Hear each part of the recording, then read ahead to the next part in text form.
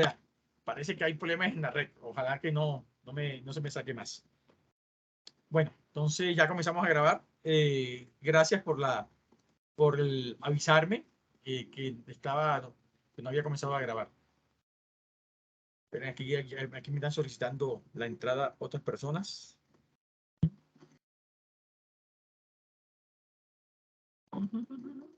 Ya, hola, bienvenidos y bienvenidas. Disculpen. Que estoy viendo que tengo un problema de red. Ojalá no se me caiga mucho la red en estos momentos. Eso es lo que estoy viendo. Y yo estoy pendiente y voy admitiendo para que puedas proyectar. Ah, bueno, gracias. Sí, porque a veces sí. Bueno, entonces sigo. Este texto de Lacan, bueno, decía hace un rato que lo primero para comenzar hoy era que cada vez los jóvenes creen menos en el amor. Claro, y tienen razones para no creer en el amor. La razón es porque asocian amor con sufrimiento. Y estamos en una generación que, de cierta manera, le apuesta a no sufrir, asociando sufrimiento con cualquier dolor también. Entonces, yo creo que tienen las razones como que amor es sufrimiento, yo no quiero sufrir, yo no quiero que no me duela nada, y mejor no amo, algo así.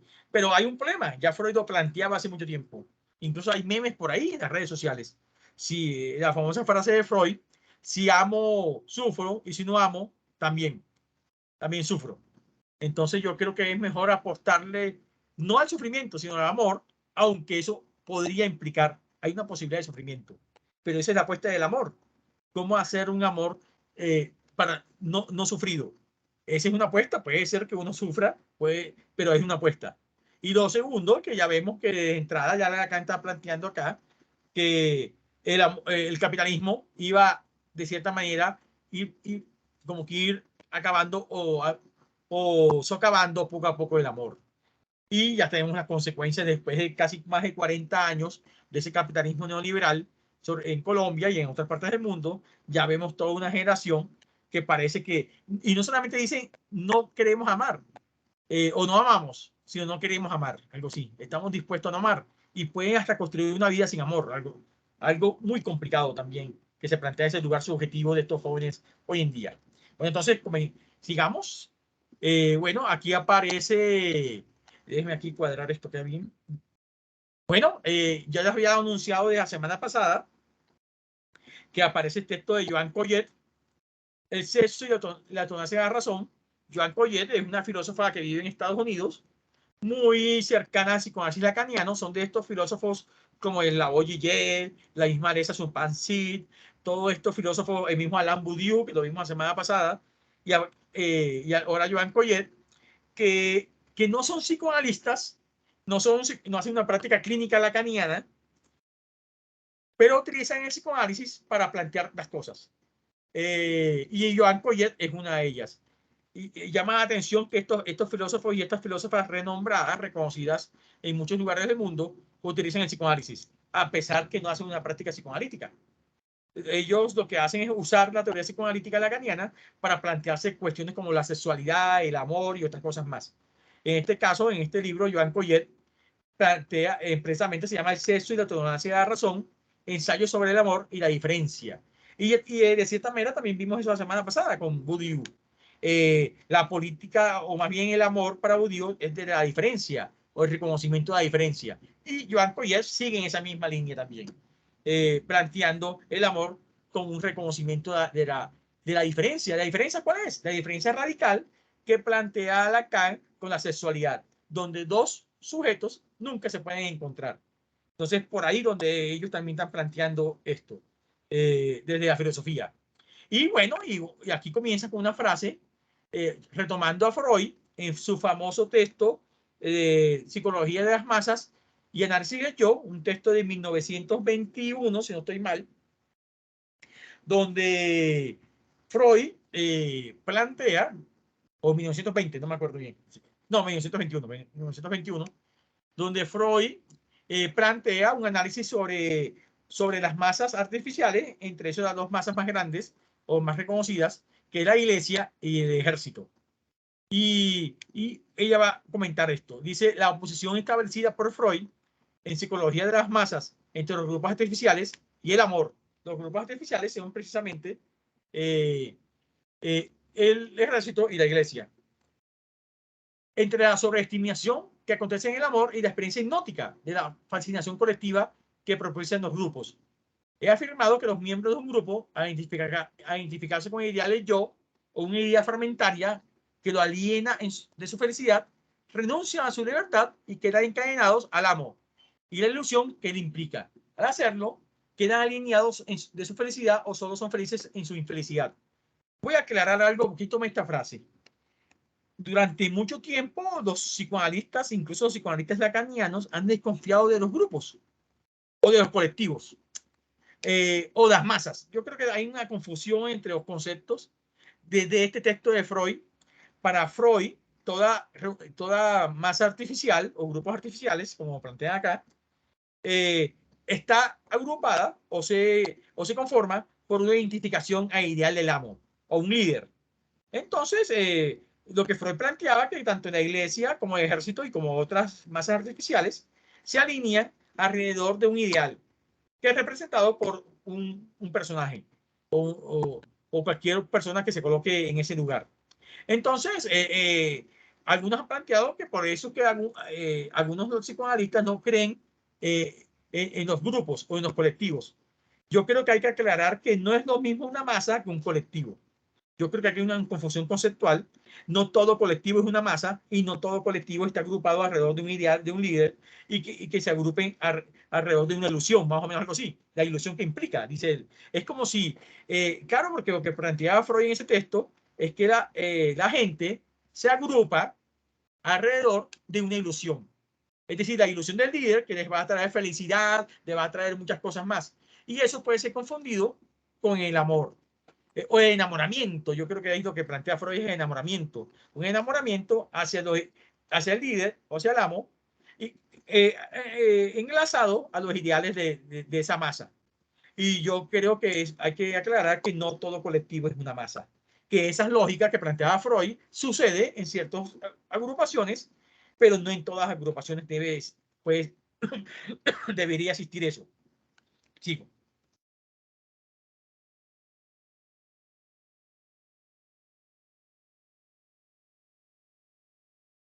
Sigo. Parece que aquí. Bueno, ya. Entonces dice precisamente lo que estamos hablando, centrados en ideal, rechazan toda satisfacción, porque ninguno es él, es decir, ninguno logra alcanzar el ideal. Si el amor implica una amenaza para el grupo, ello debe a que nos saca de nuestra fascinación hipnótica con el ideal. Y esto es importante. Y dice, y por lo tanto de nuestro desprecio, de nuestra insatisfacción para las contingencias de la vida. ¿Por qué digo que es importante? Es importante por una razón. Yo creo que... ¿Hola? Sí, creo que... ¿Qué pasó? Alguien me dijo algo. ¿No? Bueno, sigo. Bueno, ¿por qué es importante? Es importante por una razón. Yo creo que aquí Joan Collet, en esta cita, está haciendo una diferencia entre, aunque no lo dice directamente, entre amor y enamoramiento. A mí siempre me gusta hacer esa diferencia porque a veces las confundimos mucho. El enamoramiento tiene que ver con una relación hipnótica, con el ideal.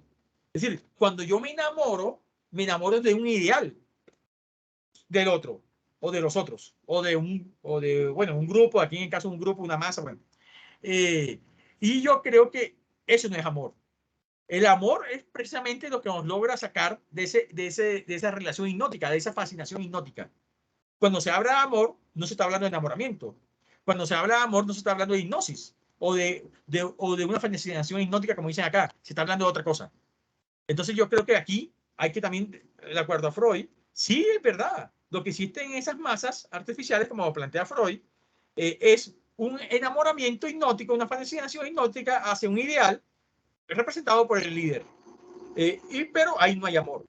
Y precisamente cuando no hay amor, porque no puede haber amor por una razón. Porque si hay amor, la fascinación hipnótica cae.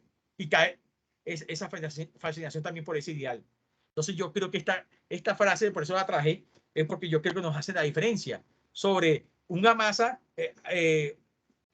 constituida alrededor de un ideal, de un líder, y un colectivo reunido alrededor no de un ideal o de fascinación por un ideal, sino por un proyecto, no sé, que no tiene que ser un ideal en sí, sino luchar por algo, no sé.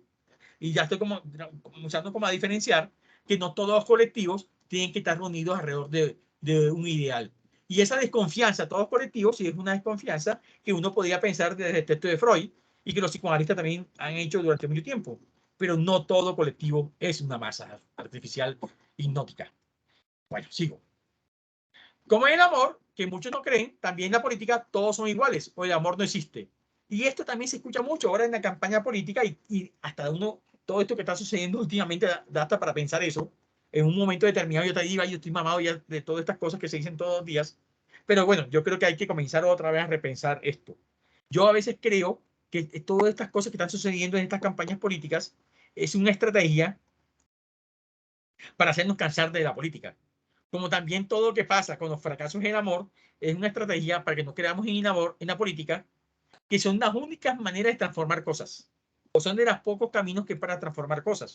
Es decir, eso que nos haga no creer en el amor o en la política es precisamente para mantenernos todo igual, o todo en un individualismo cínico, donde todo es un fracaso, donde nada va a cambiar, como que nos hacen crear una especie de desesperanza, algo así, sobre las cosas.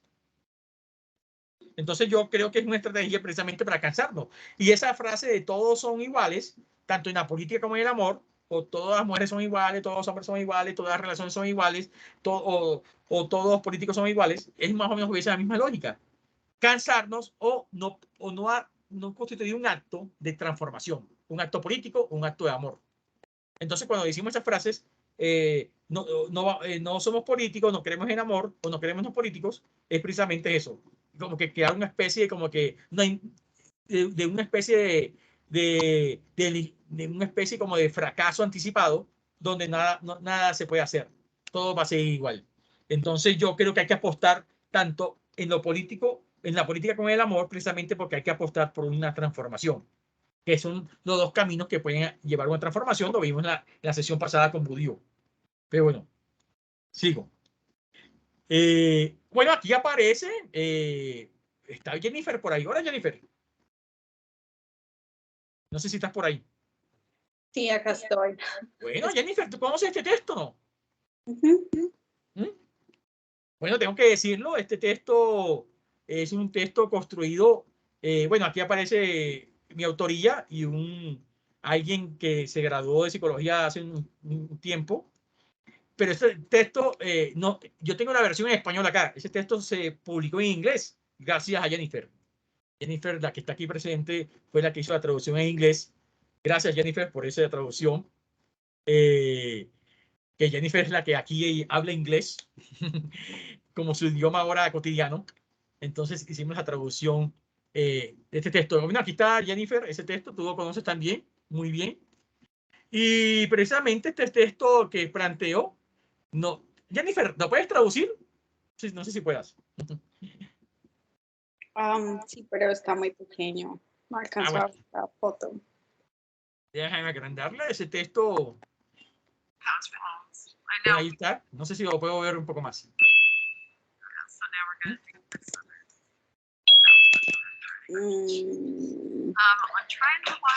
La paradoja de Freud toma lugar en la de Schopenhauer. No, el de arriba, el título. Ah, ok. No es estar enamorado, es amar. Yendo de la psicología hacia la psicología de las masas. Bueno, precisamente de lo que estamos hablando ahora, lo voy a otra vez reducir. Lo que estamos hablando ahora precisamente es eso. La diferencia entre enamoramiento y la diferencia entre amor. Este texto precisamente lo construí para diferenciar desde psicología de las masas de análisis del yo, que el enamoramiento obedece más a la hipnosis, lo que estaba criticando Freud, y el amor es otra cosa. El amor atraviesa la hipnosis. El amor no es enamoramiento.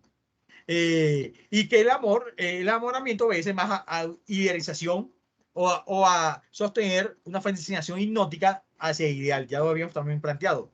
Entonces, en este título se plantea un interrogante con respecto al amor. ¿A qué se le puede llamar amor? Y para salir de ese problema comienza a hablar de enamoramiento, que define como, dice Freud, una investidura de objeto de parte de las pulsiones sexuales con el fin de alcanzar la satisfacción sexual directa, lograda la cual se extingue. Es lo que llama amor sensual común. Generalmente nosotros confundimos enamorarnos con amor. Lo que generalmente nosotros hacemos, generalmente es lo que hacemos. Y por eso es que la gente no cree en el amor, porque cree que cuando se enamoró y sufrió y se decepcionó, tiene que ver con el amor. No, lo que generalmente hacemos cotidianamente, lo más, no sé si lo más fácil, o más bien lo más cotidiano, para no hablar lo más fácil, que hacemos es enamorarnos. Nosotros nos enamoramos todo el tiempo. Nos enamoramos de cosas, de personas, de ideales. Y así como nos enamoramos fácilmente, así nos decepcionamos fácilmente. Porque precisamente eso es insostenible a mediano y largo plazo. Por eso es que fracasamos en los proyectos hasta políticos. Si nos enamoramos de una campaña política, de un político, pero en sí, eso es una mala estrategia o una equivocada estrategia. ¿Por qué? Porque eso es fácil caer en la decepción, porque al final uno lo que se está enamorando es de unos ideales que son insostenibles a mediano y largo plazo. Entonces yo creo que, y lo que dice Freud Aquea, una investidura de objeto de parte de las posiciones sexuales con el fin de alcanzar la satisfacción sexual directa, lograda, la cual se extingue. Es decir, una vez que alcanzamos eso, supuestamente, se extingue. Y por eso que los fracasos de los proyectos políticos y por eso también los fracasos de nuestros proyectos amorosos. Porque ahí no estamos amando, sino que estamos enamorados. Seguimos. Hasta ahí, no sé, algún comentario, no sé. Me pueden interrumpir, no hay problema.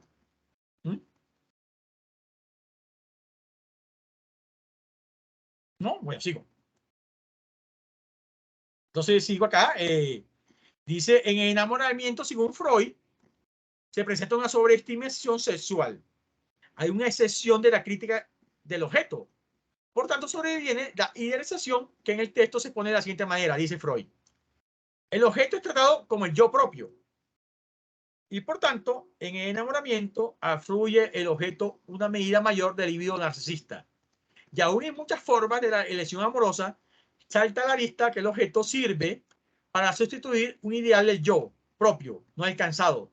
Se ama en virtud de perfecciones a que se ha aspirado para el yo propio y que ahora a uno le gustaría procurarse para satisfacer su narcisismo por este rodeo. Es decir, en pocas palabras, el enamoramiento, además de ser una hipnosis, además de ser una hipnosis, una fascinación hipnótica por los ideales, es la relación narcisista de uno mismo con un objeto para satisfacer el propio narcisismo.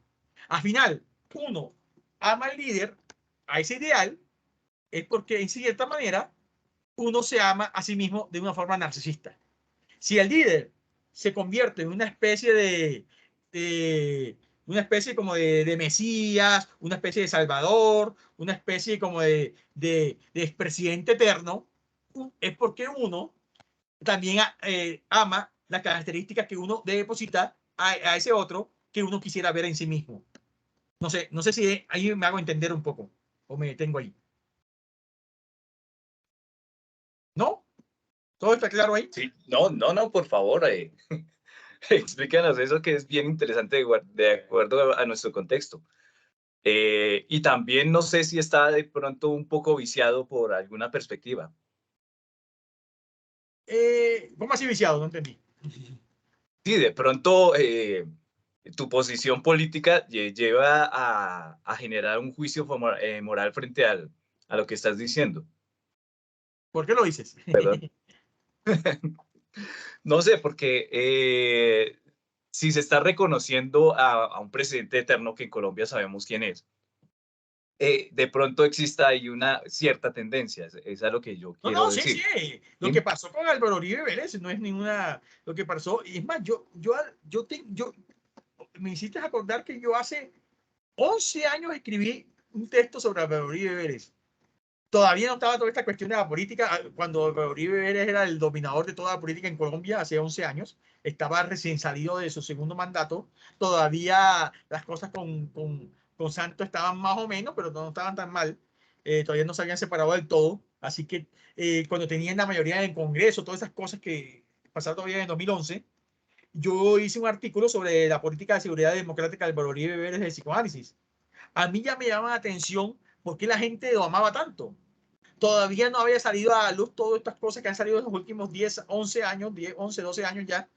Y yo escribí un texto que salió en un libro publicado por la Universidad de Antioquia, porque a mí me invitó a la Universidad de Antioquia a dar una conferencia.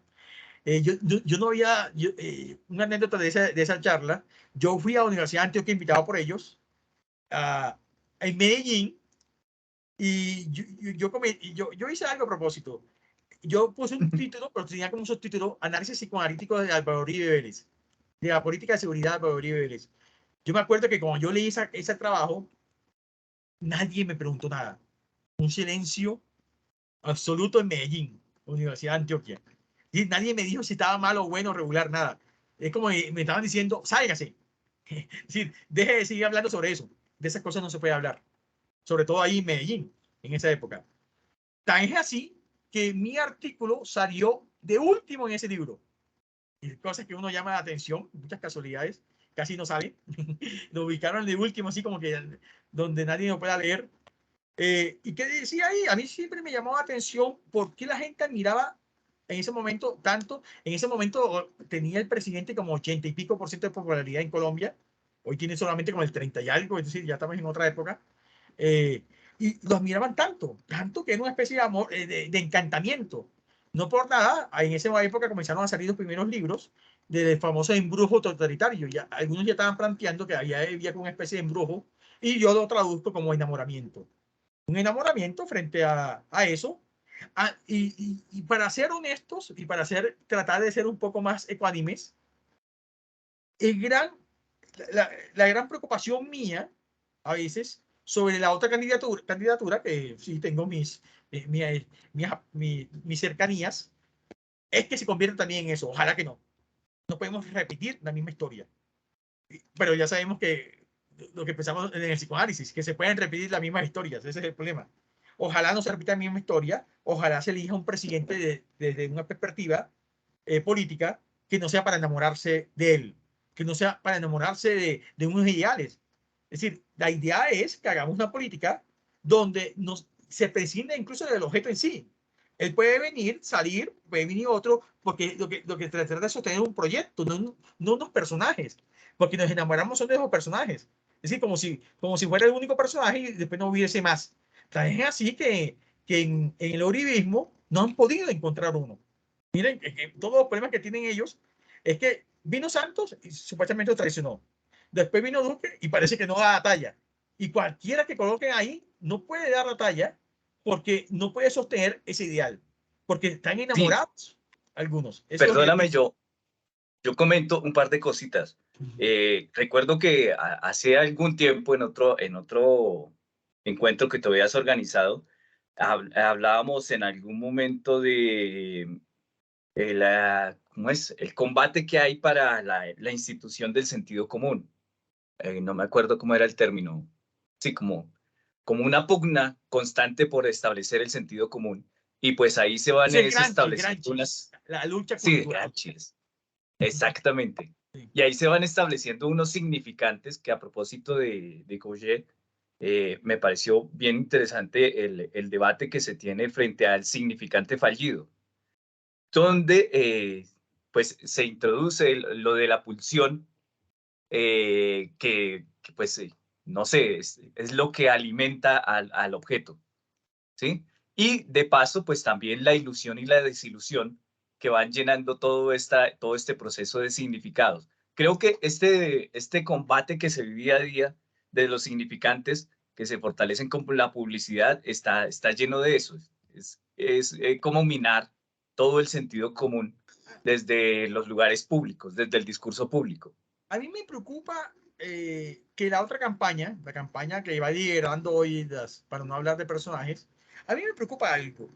Es decir, ¿qué está pasando en Chile? Ya lo estoy viendo. En Chile se eligió un nuevo presidente, joven, Boric. Hay una nueva constitución que precisamente en estos días ya está saliendo a la luz pública ya la nueva constitución. Y parece ser que según las encuestas, Boric lleva un mes y medio, creo que lleva en el mandato. Ya comienza a bajar su popularidad porque comienza a decepcionarse la gente. A mí me preocupa eso. Es decir, un proyecto que dependa de un mes, 2 meses, no puede ser un proyecto sostenido por unas cuestiones como, no sé, voy a decir, una cuestión es como la comparación entre amor y enamoramiento. Esto parece más, a ver, si alguien no me cumple lo que yo supuestamente, por lo que elegí en un mes, entonces la decepción. Yo creo que si eso en verdad está pasando, es porque la gente lo eligió por una cuestión ilusoria. Es decir, ningún personaje va a transformar nada en un mes. Ni en 2 meses, ni en 3 meses, ni en 6 meses, eso es un proyecto a largo plazo. Si la gente estaba esperando milagros y lo eligieron a este personaje por milagro, entonces lo eligieron por una cuestión ilusoria. Es decir, por una fascinación por unos ideales y no por una cuestión pensada a otro plazo, algo así. Yo sé que estamos en un momento de desespero, cada vez más precarios, y necesitamos una especie como de mesías salvadores, y por eso las iglesias cristianas tienen esa vigencia incluso en la política, pero yo creo que por ahí no es. Esto no puede ser un proyecto de una ilusión narcisista, precisamente siguiendo a Freud, con el anterior esta diapositiva. Tiene que ser un proyecto, si vamos a hablar de amor, lo dijimos incluso la semana pasada con Bourdieu, es un proyecto atemporal, que perdura en el tiempo, decía Bourdieu. Entonces no puede ser que lo dijimos hoy y mañana ya me decepcioné. Es decir, los fracasos en las relaciones amorosas precisamente es eso, que parece que se constituye alrededor de unas ilusiones, de una fascinación, donde se dice, se ve solamente las perfecciones del otro y a poco tiempo eso cae. Y por eso viene la gran Pero, profe, sí. Dos cositas. Primero, Catalina está pidiendo la palabra. Bueno, y segundo, y segundo, es que no encuentro otra palabra que el telos. Es decir, no se puede construir una finalidad a largo tiempo, sino que tiene que ser un proyecto bajo el acontecimiento, ¿sí? Porque si construimos algo con un objetivo final a largo plazo, creo que nunca va a funcionar. No, pues Diego, pero es que precisamente lo discutimos la semana pasada. Se te fue el audio. La política es sostener ese acontecimiento. Y no se puede sostener un acontecimiento a punta de ilusiones. Sí, Ana, hola. Pero es que... Disculpa, no, Diego. Ahora seguimos si No, quieres. sí, Catalina. Sí, está Si levantando la quieres. mano hace rato, sí. Sí. No, pues es que estaba como pensando un poco en la diferencia entre amor y enamoramiento, y quizás precisamente cuando falla el enamoramiento es una oportunidad para, no Amar. sé, para reconsiderar los amores, exacto, sí, para amar. Entonces, pues no verlo del todo como una negativa esa falla, porque sí la requerimos, ¿no? Como que, pues que Yo creo falle y que se sí, interrumpe ese enamoramiento. sí, somos seres de ilusiones. Eso como que está en la constitución subjetiva de nosotros, fundamentarnos con base a ilusiones, con imaginarios. Eso no es inevitable. Y yo creo que tú tienes razón. Gracias por ese comentario, Ana, porque nos Y permite pensar sobre, es como si fuera un primer paso. Más bien la apuesta es sí, cómo pasar del enamoramiento al amor. Esa sería la apuesta. porque también, pues un poco reflexionando sobre el concepto de hegemonía, en clases recuerdo mucho pensar que por ejemplo, que la hegemonía es algo que se impone, pues un poco lo relaciono cuando hablamos sobre todo del amor por ese líder o por ese ideal, ¿no es cierto? Y cuando se vuelve hegemónico, algo que siempre conversamos era que pues la hegemonía, al principio uno cuando llega al concepto cree que es algo que se impone o que es como un sometimiento, pero realmente esa capacidad hegemónica, digamos, de un ideal, de que se hegemonice un ideal, o bueno, digamos, un líder en la política, es a través de la seducción, ¿no es cierto? Entonces tiene que ser seductor, tiene que enamorar al otro, ¿no? Tiene de verdad que uno sentirse, sí, como enganchado con el tema o con la persona. Y pues un poco pensando también ahora que el compañero trae Gramsci y sobre cómo afectar el sentido común, pues justamente eso es lo que logra, digamos, cuando esa hegemonía es seductora, es precisamente configurar nuestro sentido común, ¿no? Porque nos sentimos identificados, reflejados, ¿no? Como hablamos la sesión pasada de la identificación, ahí hay una seducción, o sea, eso no es no genera roces, es casi como que fluye en la medida en la que uno se va enganchando. No, tú tienes razón. Yo creo que en toda relación humana, la seducción, es decir, cómo te vuelve un objeto de atracción para el otro, en política como en las relaciones afectivas, es importante. Pero mi cuestionamiento es que no se quede eso ahí, porque quedarse ahí trae un problema.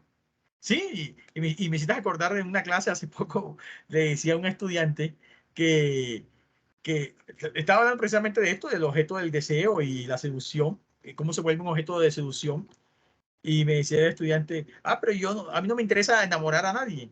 Y yo creo que en toda relación humana, de cierta manera, hay seducción. Para que un docente se vuelva atractivo su tema, o tiene que volverse cierta manera seductor, ¿no? De cierta manera. Ahora, si eso nomás se queda ahí, ese es el bendito problema que pasó con Alcibiades y Sócrates. Que Sócrates trata de salirse de ese lugar, que ya hablamos en la sección 2.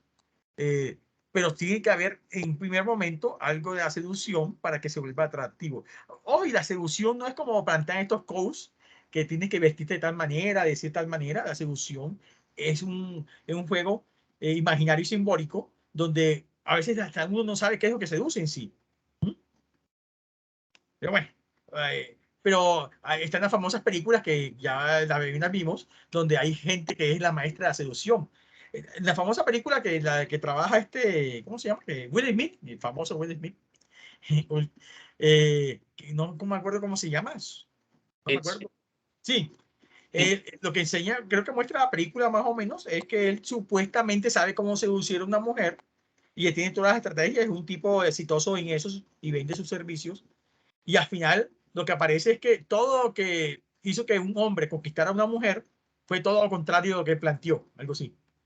Es decir, precisamente porque ahí no, en el juego de seducción no se sabe en sí qué es lo que seduce. Por eso es que a veces estos coaches de seducciones que aparecen ahí en las redes sociales ahora también, como de felicidad y otras cosas más, en sí son unos charlatanes.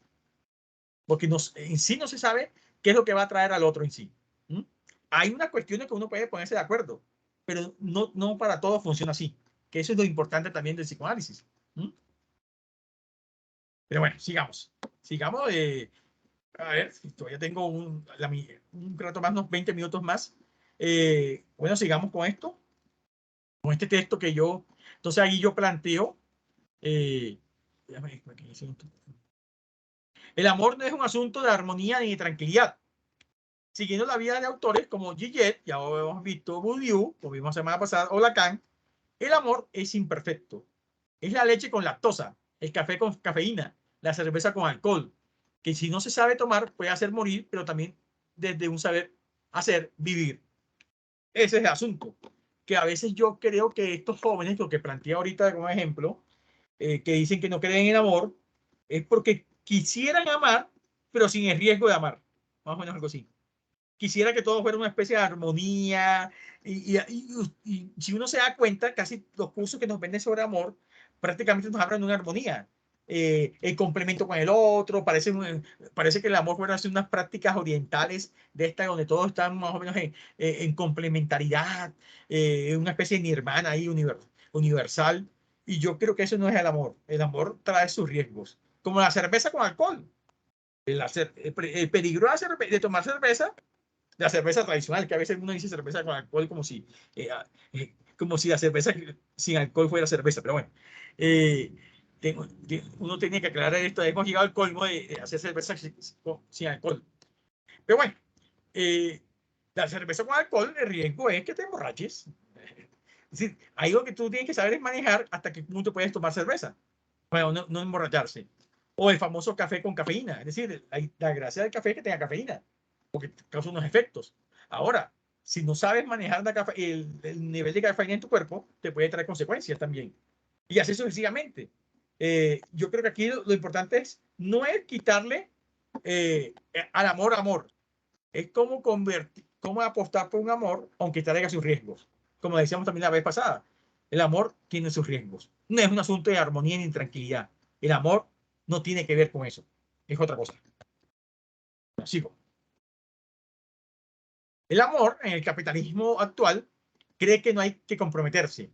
Así los individuos se creen libres por no casarse o no asumir cierto formalismo para crear la sensación de libertad. El asunto sigue siendo cómo enlazar el deseo del amor más allá de esos imaginarios de libertad. Y aquí me detengo también con el símil que estamos haciendo con política. A ver, yo creo que cierta campaña, no voy a decir el nombre, bueno, sí lo voy a decir, bueno, ahora, le apostó a esta cuestión de del centro, la neutralidad, no ir a los extremos, y se equivocó. Es decir, ellos apostaron que mucha gente no quiere comprometerse, así como no se quiere comprometer con el amor, no se quieren comprometer con la política. Y en esa no compromiso hay una como una especie de no responsabilizarse por los actos. Quede que quede el de izquierda o de centro izquierda, ¿no? O quede el de derecha. Si yo no voté por ninguno de los dos, que son los más opcionales o más opciones, yo digo, bueno, yo no tengo nada que ver con este desastre, algo así. Es decir, no asumir el riesgo, lo vas así como que se cae el mundo, pero yo no es culpa mía.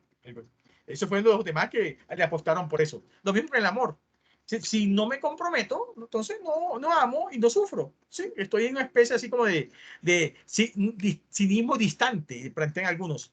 En eso, un filósofo alemán que es Lothar Hay, no sé si lo han leído, precisamente habla de cinismo actual, que Slavoj Žižek también lo retoma en algunos de sus textos también, este texto del cinismo de Lothar Hay. No sé si lo han leído, lo que le interesa mucho la filosofía.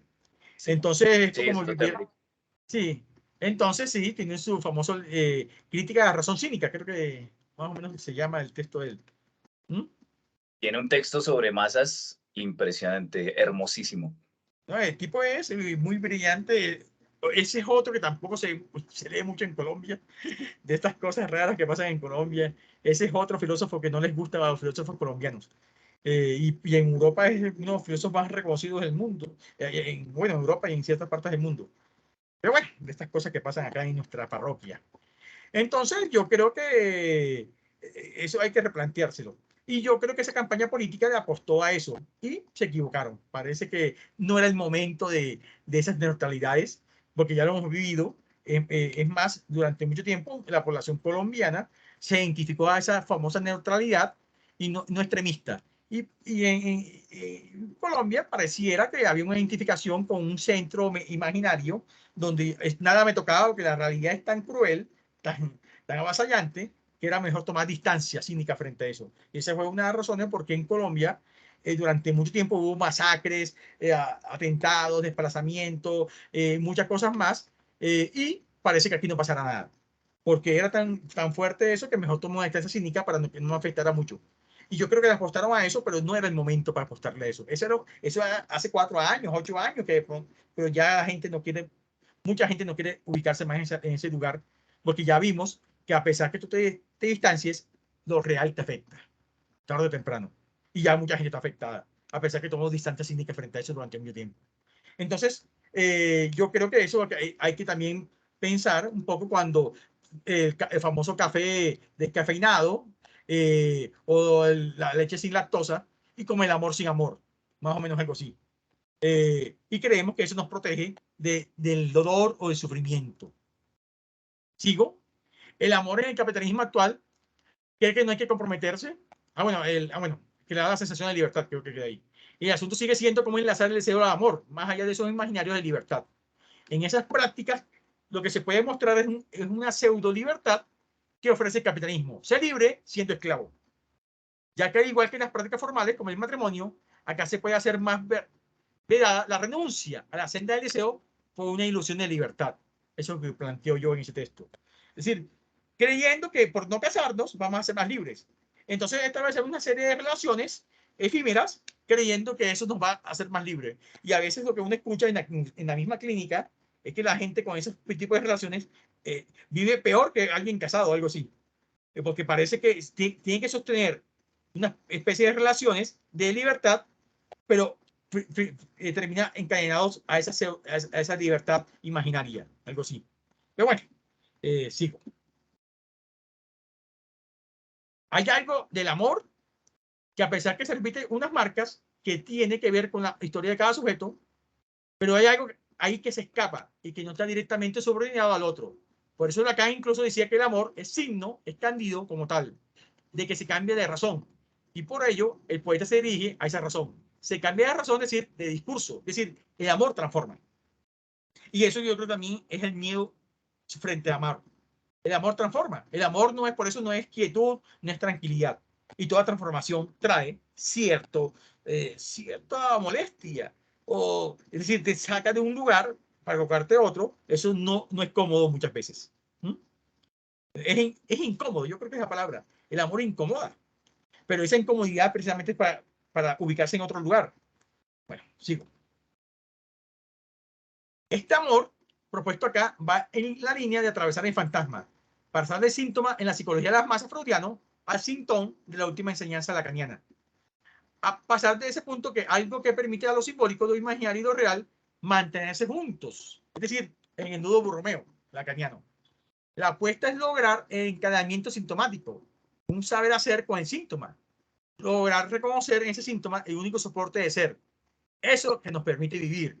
Si te la pasas toda tu vida tomando café sin cafeína, leche sin lactosa, amor sin amor y otras cosas más, o alcohol sin alcohol, yo creo que sí, parece que nada nos hace daño, pero nada tampoco nos puede hacer vivir.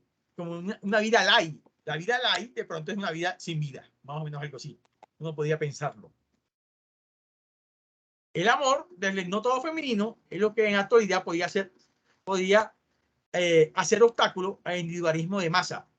Es que la masa son individuos enlazados, o más bien no enlazados, agrupados más bien a un ideal. Pero ahí no se acaba el individualismo.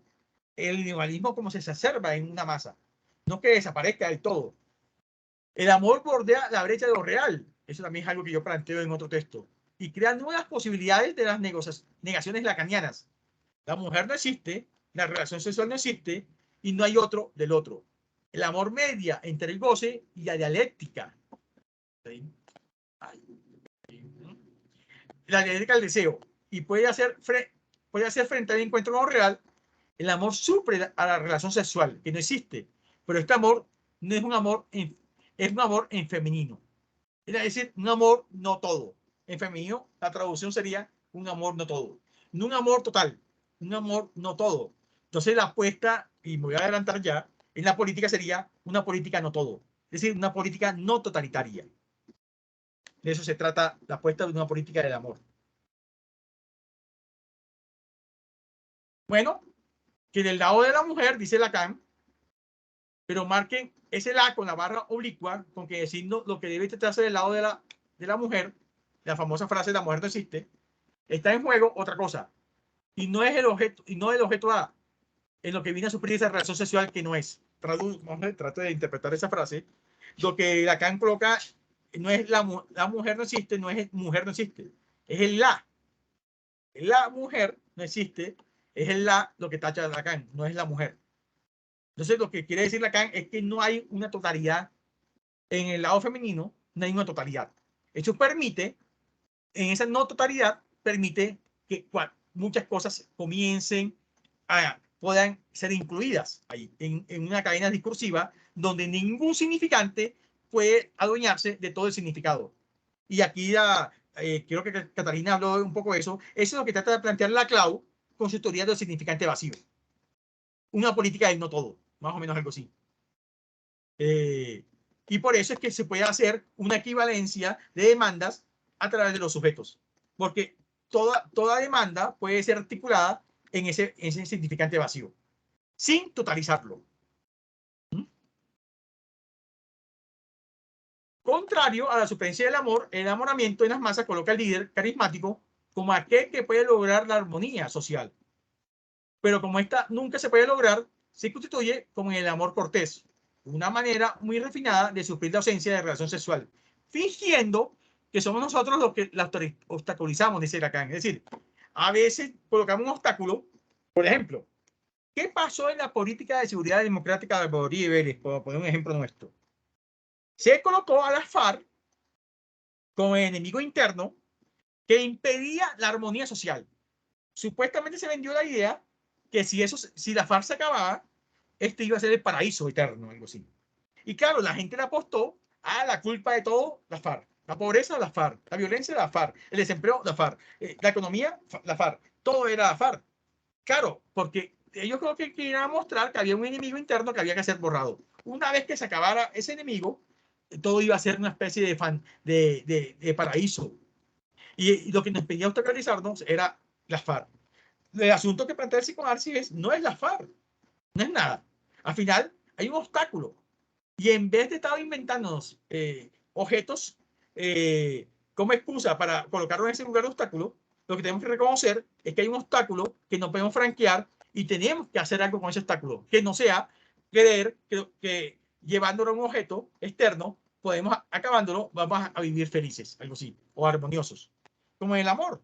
A veces nos inventamos alguien que supuestamente, o algo que nos impide amar completamente, como en el amor cortés. Entonces no podemos acceder al objeto, porque es muy ideal.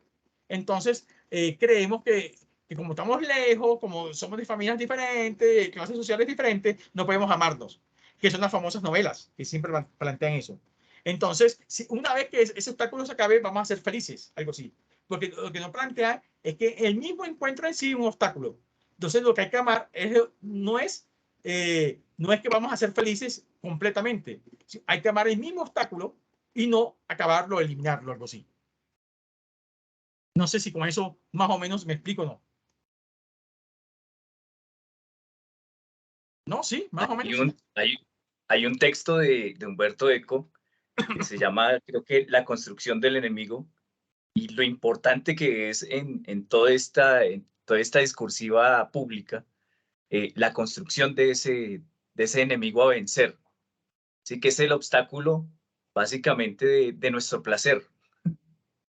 Sí, estaba pensando yo, mientras tú hablabas en esto, en qué es lo que significa entonces en este momento para el votante o para nosotros como personas del común, el placer y el deseo. Me hiciste acordar de un cuento de Gillet. Gillet le gusta mucho echar chistes. Hasta tiene un libro que se llama así, Mis chistes y mi filosofía, creo que. Y él dice que, bueno, dice manera de chiste, yo no voy a hacer manera de chiste porque soy malo contando chistes, pero más o menos la anécdota es que hay veces las relaciones se mantienen por un amante externo. Entonces está la fantasía que el día que yo termine con mi esposo, con mi esposa, mi relación, o incluso dice, se fantasea hasta que se muera, hay una fantasía inconsciente, si se muere mi pareja, yo voy a ser feliz con mi amante. Y es lo que plantea, no, esa es una deducción equivocada. ¿Por qué? Porque precisamente lo que mantiene la fantasía en sí es como si el día que en verdad mi pareja se muera, que me impide ser feliz con mi amante, ese día se acaba la ilusión del amante en sí. Porque lo que mantenía la ilusión del amante es que hubiese mi pareja estable. No sé O sea, lo podemos transportar a lo que está sucediendo políticamente. ¿Cómo planteas tú, Diego, en esta política? A ver, ¿cómo planteas tú?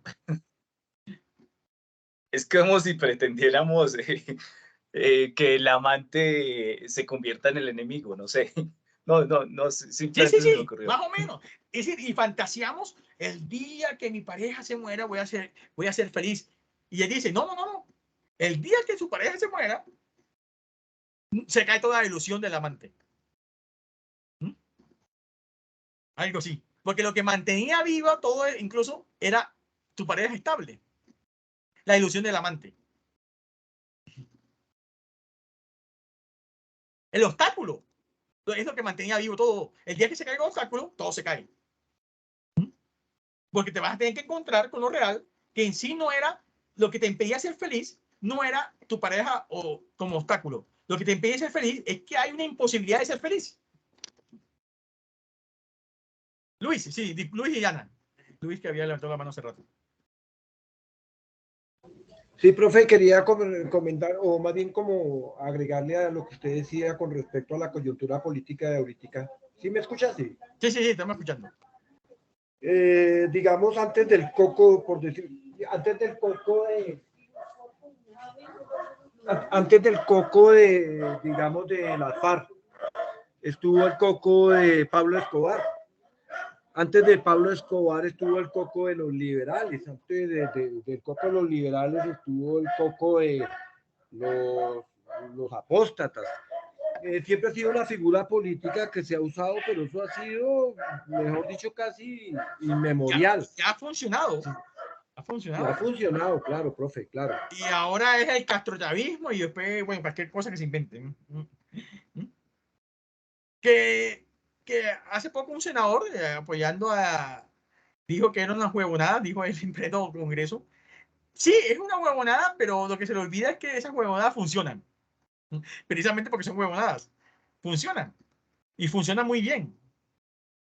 Entonces ya sabemos cuáles son las implicaciones de eso. Incluso esas huevonadas, incluso cuando se inventan ciertos obstáculos, es que sí, es que no, por eso otra cosa no soy feliz. Es decir, parece que hubiese algo, un obstáculo que se tiene que externalizar para impedir la famosa completitud con el otro, algo así. Sí, Ana, hola. Sí, es que también creo que pensar en ese enemigo interno es precisamente no querer confrontar, digamos, o querer transformar un sistema, ¿no?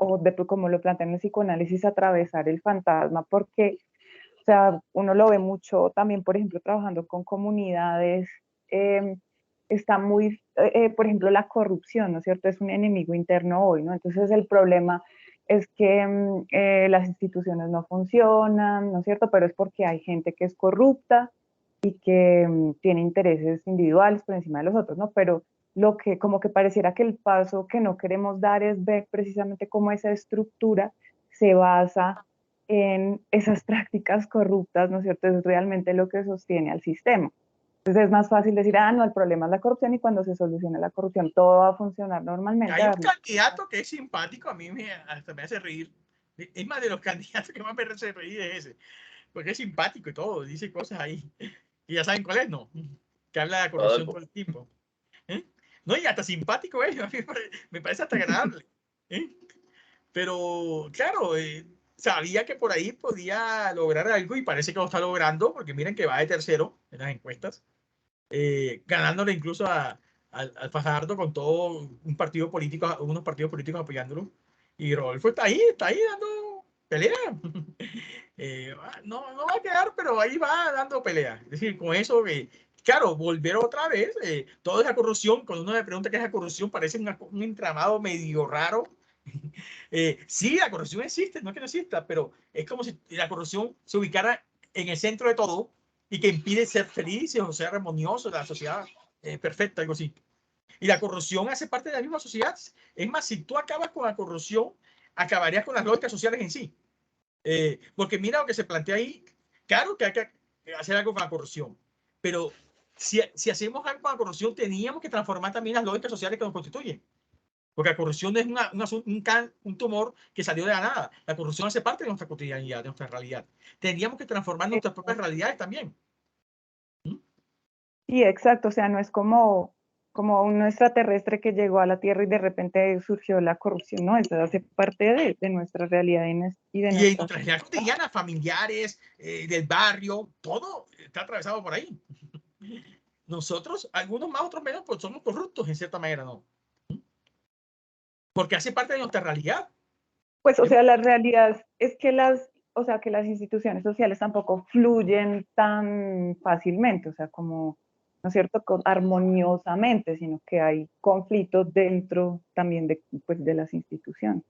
Para seguir con el tema, hay una entrevista que a mí me fascina, de un personaje que no me gusta, pero esa entrevista me pareció magnífica, de un paisano mío, barranquillero, un senador que fue el senador más viejo en el Congreso, o que duró más tiempo en el Congreso. ¿Ya saben a quién me refiero? A Roberto Gerlain, paisano mío. Después os cuento otro día de historia con cierta cercanía que yo tengo en mi historia con él. Y él dijo algo que me pareció, era tan honesto o tan no sé si cínico, ¿Sí? pero dijo verdades en esa cosa. Ya estaba por salir del Congreso, entonces como que se permitía decir cualquier cosa que se le ocurriera o que pensara. Y él dijo, pero ¿cuál es la crítica al clientelismo? Dice él. Es decir, ustedes me critican a mí porque yo busco votos dando una teja, una bolsa de cemento. Pero díganme cómo es la otra manera, decía él, cómo es la otra manera de que esas comunidades construyan una casa, decía él. Que el gobierno vaya y las construya cuando esas regiones son olvidadas, decía él. El Magdalena, Atlántico, Córdoba, Bolívar, estaba hablando todo de la costa norte, la costa Caribe. Decía, dígame cómo, no sé, Carlos, muy costeño, ¿algún cachaco va hasta allá a construir eso? No, no va. Entonces yo soy el único medio que podemos hacer algo. Yo creo que sí, tenía razón. No hay otro. Sí, uno de la ideal plantearía, sí, debe haber otro Estado con sus políticas, tiene que ir hasta allá, pero no va, nunca ha ido. Nunca ha ido. Entonces no hay otra manera. Que esa persona construya una carretera, construye su carrera en plena campaña política. ¿Es corrupción? Sí, pero esa es la manera como hemos construido la realidad. No hay otra. Pero bueno, no sé si quieren comentar o decir. Bueno, sigo. Voy a terminar 5 minutos más y termino con la presentación y ya ahí sí ya discutimos un poco más. Bueno, sigo. Bueno, un amor no todo, como decía ahorita, un amor no todo, es un amor de lo femenino que bordea la brecha de lo real y no es la ilusión de una identificación total con otro o líder salvador. Ese es el problema que estaba hablando ahora. Roberto Germain pudo convertirse en el senador más antiguo del Congreso porque el tipo se convirtió en una especie de salvador en ciertas regiones y en verdad la gente votaba por él. Es decir, el tipo en sí no compraba votos directamente. El tipo no iba allá, sí, se compraban votos, yo sé, sí. Pero no es solamente eso. Es decir, el tipo en verdad, mucha gente lo veía. A ver, tenía un problema, iba donde el político, se lo resolvía. Tenía un problema de salud, el tipo se lo conseguía un cupo en el hospital. Un hijo quería estudiar, yo estudié en mi época, porque en mi época solamente había 2 facultades de psicología en toda la costa Caribe. Eran 2 en Barranquilla, una de esas estudié yo. Y yo conocí a varios compañeros míos que estudiaban porque un político le había dado una beca. Cuando el Estado en sí no daba becas, los daba el político. Es decir, el Estado no estaba ahí. Ahora que en los últimos 10 años que más o menos se ha comenzado a ver una política de becas. En mi época no había política de becas. Eso no existía. Entonces, ¿cómo alguien lograba una beca? Pues lo lograba porque iba a hablar con el político y el político decía, sí, vas a estudiar a la universidad y yo todo semestre te voy a dar para el semestre. Es una especie de convenio que hacía con la universidad, no sé qué, pero igual estudiaban. Entonces yo creo que aquí, otra vez, había un líder salvador, estos senadores, que se vuelven una especie de caciques electorales, que son el medio para conseguir cosas. Y se vuelve una especie de objetos totales. Y lo que plantea el amor es lo contrario, un amor no todo. En los colectivos muestra la inconsistencia del otro, aquí no, aquí hay una consistencia del otro. Y por lo tanto, la del mismo sujeto. Un amor donde no hay garantías ni la promesa de alcanzar un ideal. ¿Estoy emitiendo? Espérense. Bueno, sigo. Me detuve porque estaba aquí alguien solicitando la entrada. Bueno, un ideal ya sea social o particular, sino la división. Ese rayo que te parte, como nos decía Cortázar. Esto que no debe confundirse con una espera sacrificial, sino un saber hacer que conlleva la creación de ese agujero más que a su taponamiento.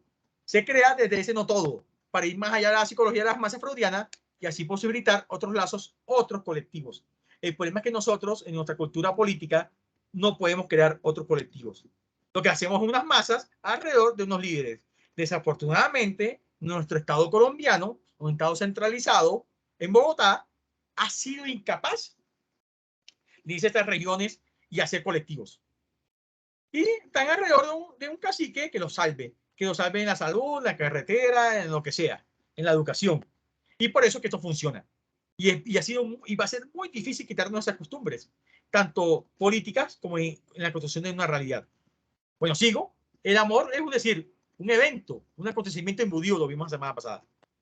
El amor no es otra cosa que un decir, en tanto que acontecimiento, un decir de rodago. Y que el amor no tiene que ver con la verdad. Esto es decir mucho, ya que asimismo lo que demuestra es que esta no puede decirse toda. la verdad.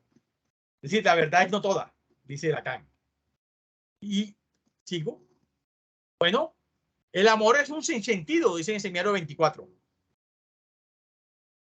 Ahí terminando, amar, ¿qué entonces qué es? Amar esa distancia infinita entre dos seres, como Reine María Wright, el poeta. No sufrirla, no padecerla. Un amor sin piedad, un amor que no se engaña. Es decir, el amor que no se engaña es reconocer esa brecha del otro. Y por último, ya para terminar, en el amor está el fracaso de inconsciente. El amor es dos medios de decires que no se recubren. Por eso el nombre de este curso. Bueno, voy a dejar de compartir y conversamos por ahí. Por ahí tenemos más de media hora para conversar y ya finalizando este curso. Bueno, ahora sí.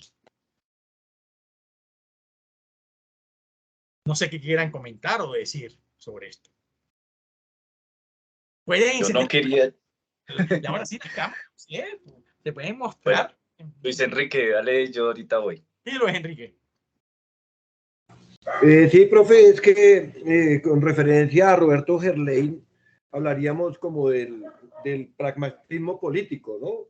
Sin embargo, él tenía unas posturas ideológicas muy fuertes hasta el punto de que él acuñó una frase que se llamaba el sexo excremental, llegó a llamarlo así. El tipo era conservador, y racional. arrastraba a gente, o sea, por esas posturas ideológicas, también arrastraba a gente patriarcas y toda esa cosa, además del pragmatismo político basado en el asistencialismo, digámoslo así.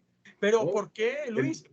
¿Por qué? Más bien la pregunta no es el político en sí. Pues sí, el político hace parte de eso. Pero lo que él trataba de decir, lo cual concuerdo con él, es que el problema de todo ese clientelismo no era él no se lo inventó. Él lo que hizo fue aprovecharse. Que es otra cosa. Ahora la pregunta es ¿por qué todavía en Colombia hay regiones donde ese político puede sufrir? Esa es la gran pregunta. ¿Por qué en esas regiones del Caribe colombiano? A ver, vean, los que conocen el Magdalena, algo.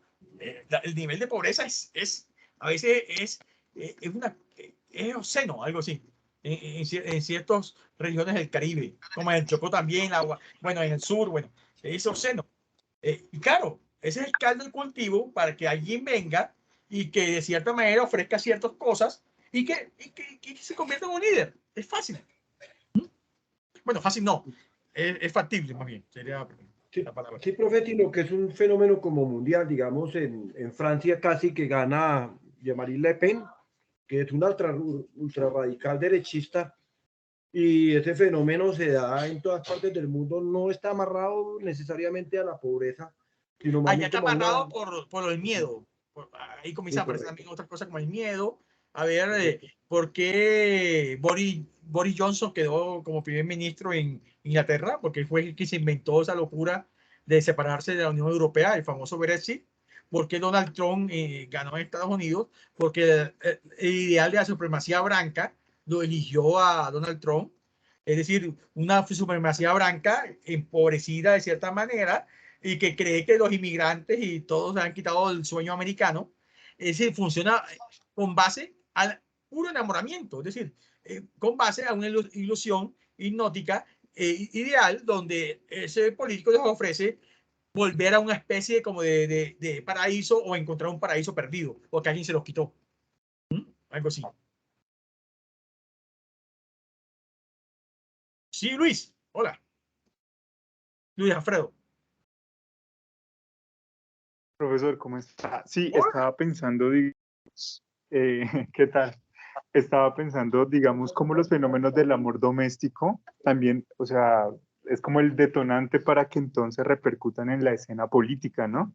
Y cómo estos vínculos entonces, pues se median por el dinero, por el poder, por todas esas facetas que inevitablemente cruzan al hombre, ¿no? No estaba pensando ahora, en verdad, los electores de Donald Trump estaban enamorados de Donald Trump. Uno podía decir eso. El tipo era ideal, empresario exitoso, tramposo, porque para nadie es un secreto que Donald Trump hace trampas por todos lados y en todo sentido, desde sus relaciones afectivas hasta sus relaciones comerciales. El tipo no, además que las dice, no las oculta, el tipo ni siquiera se toma el trabajo de ocultarlas, él va diciendo una vez todo eso, lo que hace, claro, y para ese ideal, oye, ese tipo sí es el que es, algo así. Porque él sí sabe cómo hacer Claro, las se hacía cosas. pasar como el macho, ¿no? Sí, el macho que sabe cómo Mm. conquistar, sabe cómo hacer plata, como todo. El tipo, y claro, para ciertos sectores, ese es el que es. Además que dice la verdad completa, más o menos algo así. Tiene ese discurso que Hay aquí... una campaña política. Sí, sí. Sí, Luis, te Qué escucho. pena, profe, qué pena que lo interrumpí. No, qué pena, discúlpeme. No, sigue, sigue. Ah, bueno, no, pensaba que pues esta campaña política que siempre dice los quiero mucho, o sea, ese también, ese vínculo que Petro pues es el que la dice, hace esa vinculación desde el amor o intentarlo hacer desde la cercanía, ¿no? Lo que uno puede decir en un ambiente de pareja o familiar, algo pues muy doméstico, él lo lleva a esa escala y en su plaza pública, en su discurso en plaza pública, dice eso, los quiero mucho y nombra la ciudad y la gente entonces entra en euforia y o sea, esos también son fenómenos interesantes. Eso es un fenómeno de los políticos suelen hacer eso, porque están enamorando. Y como dijo aquí la compañera hace un rato, yo creo que en todo enamoramiento, a ver, uno también lo hace, ¿no? En sus relaciones, uno entra y uno comienza a mostrarse más o menos cariñoso. eh, yo no creo que nadie, eso es, yo a veces creo que es una carreta, porque hay gente que dice, no se mostró como es, y en verdad uno se muestra como es cuando está enamorando. A ver, pensemos en nuestros primeros encuentros. ¿Sí? Uno se va bien vestido, no sé, o que uno cree que es bien vestido, ¿no? Uno se peina, se baña, se pincha colonia, y ese día se vuelve más amable que todas las veces, ¿o no? Eso es lo que no hace uno, de cierta manera. Incluso uno se Sí, ocurre a los señor. lugares más chéveres, ¿eh? Te invito al mejor restaurante, bueno, eso es lo que hace uno. O la mejor película, vamos al mejor cine, no sé qué, la mejor película. Yo creo que eso hace parte, como dijo aquí la compañera Ana hace un rato, de enamoramiento. Es decir, es como si el enamoramiento fuera inevitable en todos los vínculos humanos. Ahora la pregunta es, ¿nos quedamos ahí? Quedarse ahí trae unos problemas complicadísimos, porque eso va a caer tarde o temprano. Yo creo que el siguiente paso que nos tenemos que atrever a dar es pasar del enamoramiento al amor. Eso es más complicado, mucho más complicado. Profe, Sí. yo me estoy acordando del comienzo de la película Before Vendetta.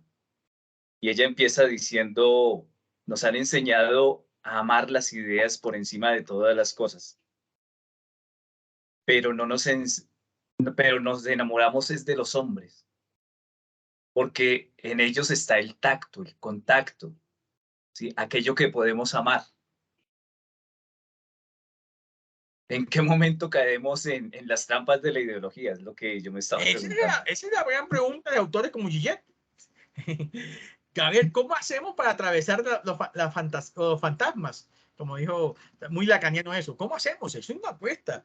Eso es muy complicado, muy difícil.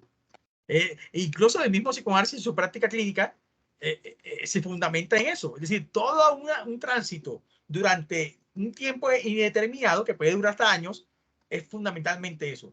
¿Cómo hacer para atravesar esos fantasmas?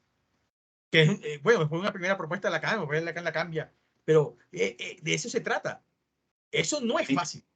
Eso claro, no es... si tú decías, por ejemplo, que el amor es vivir peligrosamente o vivir al límite.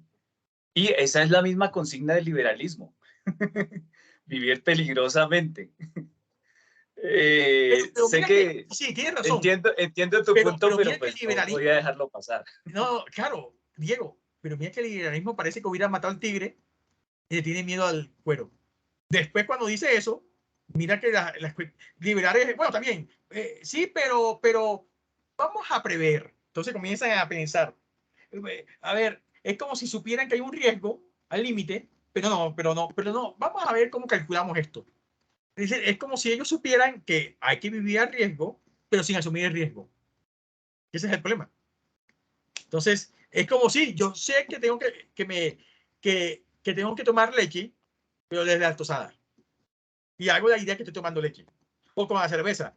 Yo sé que la cerveza hay que tomársela para divertirme, pero voy a tomar una cerveza sin alcohol, porque no quiero emborracharme. A ver, el asunto es, ¿cómo haces tú para asumir un riesgo y cómo haces para manejar ese riesgo? Pero ojo, manejar el riesgo no significa quitarle el riesgo, porque prever el riesgo no es asumir ningún riesgo. Ese es el gran asunto. Porque ya si lo prevés, ya no es un riesgo. Entonces queremos apostarle al amor, pero sin amar. ¿Qué pasa en la seducción? Claro, en la seducción hay unas reglas. Si yo me digo tal cosa, puede ser que me enganche. Entonces uno va como que tanteando el terreno. Claro. Y esa es la diferencia como enamorar y amar. Más o menos. En el amor ya no hay un cálculo en sí. Asumiendo el riesgo de cualquier cosa puede pasar. Cambio en el enamoramiento, no. Uno invitas al cine, vamos a seguir con ejemplo, es porque uno sabe que a la otra le gusta la película o no. Entonces uno va como maquinando. Si le invito a tal película, le va a gustar y podemos hablar de la película y podemos entrar ahí más confianza. Bueno, y uno comienza a calcular, ¿no? Sí, pero mira que esa fase del enamoramiento yo creo que es indispensable para llegar al amor. ¿Sí? Es como hablar de la cosa y del objeto. ¿Sí? Ahí sí, la cosa es aquello que incluso jamás podremos conocer, pero el objeto es lo que hemos denominado, dado forma, dimensiones, bueno, todas las cosas que podemos nombrar y dirigir nuestro pensamiento hacia él. Entonces creo que el enamoramiento se puede también señalar desde la pulsión, ¿sí?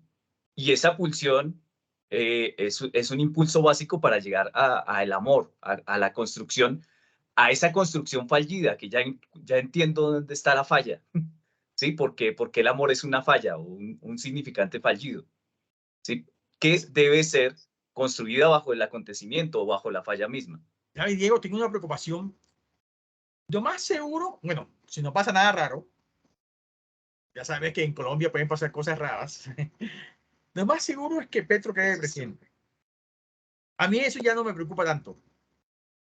Me preocupa. Ojalá. Sí, ojalá, pero bueno. A mí sí me preocupa eso. No, ¿sabes qué me preocupa? Al día siguiente. No, Eso, ¿sabes a mí qué es lo que me Wow. preocupa? Que la construcción debe ser colectiva, ¿sí? Es decir, si yo como ciudadano no me empodero de todo ese discurso y de la construcción que quiero de país, creo que estamos jodidos. Si se la dejamos, como tú decías hace un momento, si se la dejamos a este par de personajes, como Petro o Francia, bueno, sea el que sea, pues ellos van a fallar evidentemente, ¿sí? El problema eso es lo que está me preocupa. Es en que decir, nosotros no construyamos con ellos o eso es lo que me no preocupa, construyamos que el sociedad. enamoramiento es, bueno, ellos llegan y van a hacer mágicamente, no van a hacer ningún mágicamente, son unos seres humanos con un rollo de país que tiene un montón de complicaciones, que si uno fuera razonable, uno no se metiera en eso ni loco, porque es demasiado complejidades que tiene un país como este, demasiados problemas, pero bueno, algunos apuestan a eso, pero yo creo que eso es al día siguiente que va a pasar. Cuando en un mes se intentan hacer cosas, no hayan los cambios que uno espere milagrosamente, a los 2 meses, a los 3 meses, va a venir a excepción de algunos. Sí, Y esto es un proyecto a mediano y largo plazo, es decir, esto no, ni siquiera en 4 años, esto tiene que ser algo, construcción de una cultura política, de una manera de gobernarnos, que puede durar X tiempo. Y además que no, puede ser que esa construcción sea para varias generaciones incluso. Y eso es lo que me preocupa, que al mes, 2 meses la gente esté diciendo ya, tanto los amigos como los enemigos, diciendo lo mismo. Ah, bueno, pero aquí no hubo un cambio. Aquí no pasó el cambio. No es que el cambio no pasa mágicamente. A ver. eh, eh, eso es lo que uno cree cuando se enamora, que va a haber un cambio mágico, pero no va a haber un cambio mágico. sí, pero la conciencia colombiana yo creo que es demasiado mágica. ¿sí? Tenemos una conciencia que está esperando que todos los días llegue el milagro. Yo conozco mucha gente que dice, bueno, entonces me voy para yo no sé qué y entonces Dios me va a salvar de no caerme en el abismo, Dios me va a ayudar y mejor dicho, es un Dios asistencial todo el tiempo que me hace cuestionarme acerca de, bueno, cómo está construida esa imaginería colombiana a partir de esa tendencia mágica, ¿sí? Que está esperando que suceda por magia o por milagro divino todo el tiempo. Entonces creo que eso pasa y estamos como muy amarrados a esa idea de amor divino, donde todo es plenitud y no hay dolor ni sufrimiento. Eso es que nos... complicado, porque tal como estás planteando tú, así va a ser muy complicado construir una cultura política. Incluso, así es muy complicado construir el amor. Así es muy complicado. Profe, Con razón sufrimos tanto amando. Sí, creo que Luis y Ana levantaron la mano. Sí, disculpe. Sí, lo peor de todo, profe, es que después de ese desencantamiento, que desde luego va a venir, que estoy seguro, me imagino la basculada otra vez hacia la derecha de toda la gente persiguiendo ese ideal todavía, y de pronto otra vez hacia la izquierda y ese juego eterno, porque no hay una madurez política, sencillamente. Claro, y en eso se aprovecha mucho las políticas de derecha. Muy bien, y quiero nombrar ahorita con Francia. En Francia, no Francia Márquez, Francia con Le Pen. Que casi estuvo a punto, ya se está acercando cada vez más. Esta vez incluso se tuvieron que unir a centro y a la izquierda para vencerla, porque si no, ya era la próxima presidenta, casi inevitable. Y se tuvieron que unir todo contra ella, algo así. Y lo peor es que este presidente que está es peor también, el que tienen ahí en Francia. Ay, no, bueno. Sigamos. Ana. Pues sí, yo también pienso que si logra, digamos, posicionarse, pues, Petro y Francia en la presidencia, pues también va a ser el resultado de un proceso en el que, pues, un poco trayéndolo como al psicoanálisis, justamente diferentes grupos sociales, ¿no es cierto?, renuncian a ese significado, no sé, se vacía y se llena con una idea política mayor, ¿no? Entonces, esto es lo que permite la cadena de equivalencias y pues se supone que en la disputa política es lo que permite un cambio, ¿no? Entonces, pues si inicialmente logramos, digamos, como vaciarnos de ese significado y vemos que hay uno, ¿no? Que lo llena todo, pues creo que el mecanismo va a seguir siendo el mismo aún en el poder, ¿no es cierto? Seguir viendo cómo todavía hay identidades, ¿no? Que están excluidas, ¿no es cierto? Que están fuera del debate político y que cuando logran un poco ceder a ese significado, ese significante, perdón, logran, digamos, como equivalerse con los otros. Entonces, pues un poco uno lo ve como diferentes movimientos sociales se van juntando a la movida, pero todavía hay muchos por fuera que ya, digamos, si se diera una nueva estructura política, pues sería seguir pues ampliando esa cadena de significantes y seguirlos encadenando, ¿no? Eso es lo que han tratado de hacer en esa campaña política, ir encadenando más movimientos, ¿no? Que es la sí, lógica. Exacto. Yo siento por primera vez que volvemos a ver la importancia y pues mucho de la pues, respuesta que tuvimos al ver las marchas y pues la duración que tuvieron y cómo lograron nuevamente articularse diferentes identidades que siento yo que es responsabilidad del multiculturalismo separarlos, ¿no? Ha sido una jugada del capitalismo multicultural ponernos en esquinas diferentes a pelearnos nuestras identidades, ¿no? Mujeres, indígenas, afros, y ver que hay una nueva movida política que está como vinculando procesos, ¿no? Y creo que pues se basa mucho en... Ana, te encanta la clavo, me imagino. Sí, claro. No se nota. Pero pues creo que ayuda a atender, pues a mí me ha ayudado a entenderlo desde las demandas sociales, ¿no?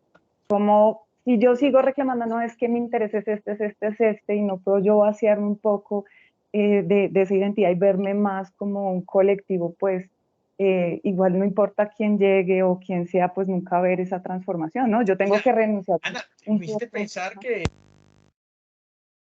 en Argentina todo el kirchnerismo, su gurú teórico era Laclau, de cierta manera, Cristina Kirchner y todos los K, cierto peronismo también, pero mira que a Laclau no lo quieren mucho en Europa por su idea de populismo. Y lo que ha planteado autores como Jorge Alemán, no sé si lo has leído, Alemán, que es un psicoanalista que toma a Laclau y para trabajarlo, un lacaniano, es lo que dice que el populismo no es como creen en Europa, que el populismo son unos líderes carismáticos, que es una especie así como de Mussolini a los latinoamericanos. Eso es que no les gusta a los europeos. Él dice que el populismo, es más, Laclau criticaba mucho a los europeos diciendo, es que ustedes los europeos creen que todo es una cuestión de blanco y negro, son demasiado puristas. Lo que no han entendido son las lógicas latinoamericanas, donde esos personajes representan una cadena de equivalencia, ya me hice acordar ya de los términos que usa Laclau, y que los vuelven hegemónicos, utilizando a Gramsci. Entonces, claro, ¿por qué? Por un significante vacío, eso es lacaniano, ¿sí? Porque ya sabemos que Laclau utilizó eso de Lacan. Y yo creo que es como una especie, como que esa es nuestra manera de hacer política.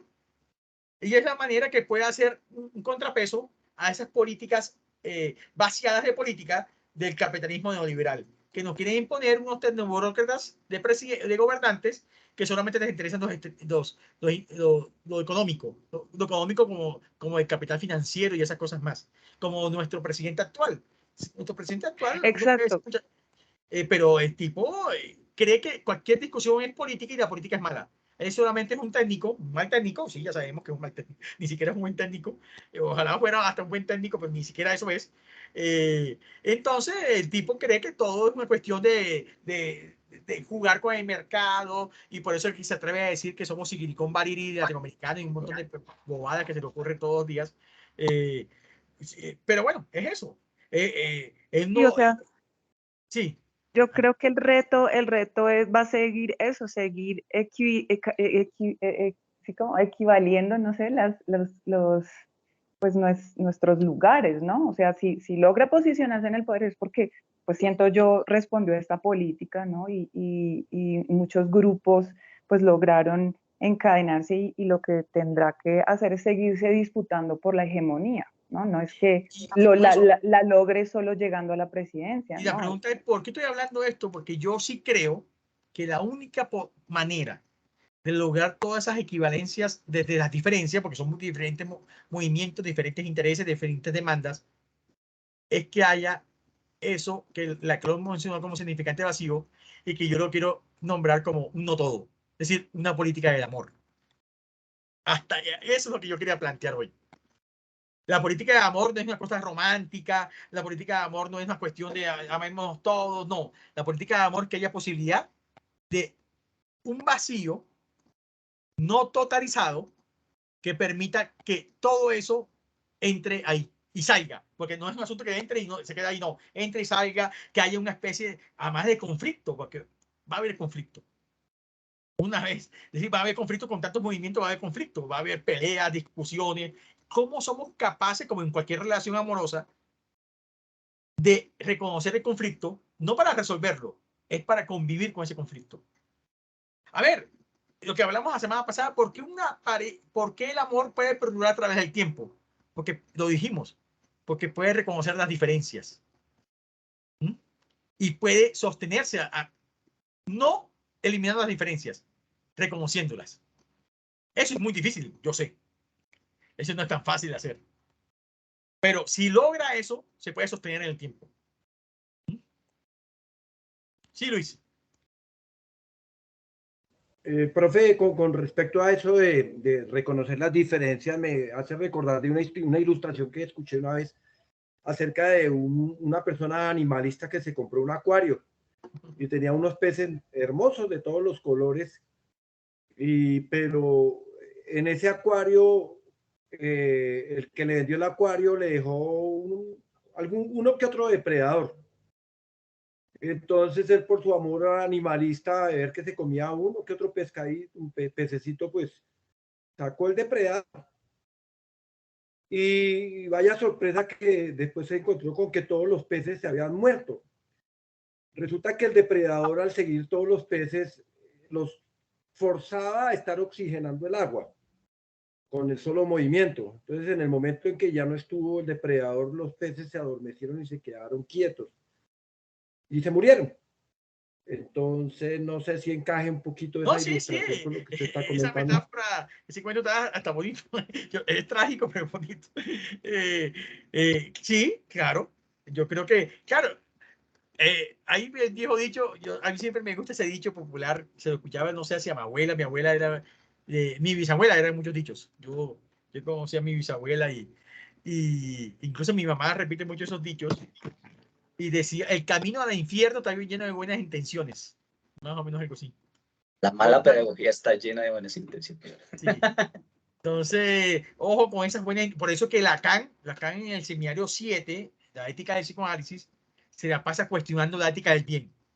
Dice que eso es una cosa, eso puede conducir a lo peor, la ética del bien. No es por un bien que hay que actuar, es por otra cosa más allá del bien. Y él por eso plantea que el psicoanálisis es la ética del deseo. Que algunos lo plantean como la erotología. Algunos psicoanalistas han planteado, esa la ética del deseo es la erotología. Es decir, no es un asunto del bien, ni lo hacemos por un bien, lo hacemos. Sostener una práctica psicoanalítica sería escuchar a un otro no por un bien, sino por un deseo, que es diferente. Es toda una discusión ahí que él hace en ese seminario 7, que incluso algún día se me va a ocurrir plantear un curso sobre eso, el bien y el deseo, una cosa así. Sería interesante la discusión. Sería muy interesante. A mí me sigue pareciendo todo este planteamiento demasiado liberal. Yo recuerdo alguna vez un conferencista en la Universidad de Antioquia que hablaba de los principios del liberalismo desde Kant y también hacía una analogía desde la competencia que tenían los árboles en la naturaleza por la luz del sol.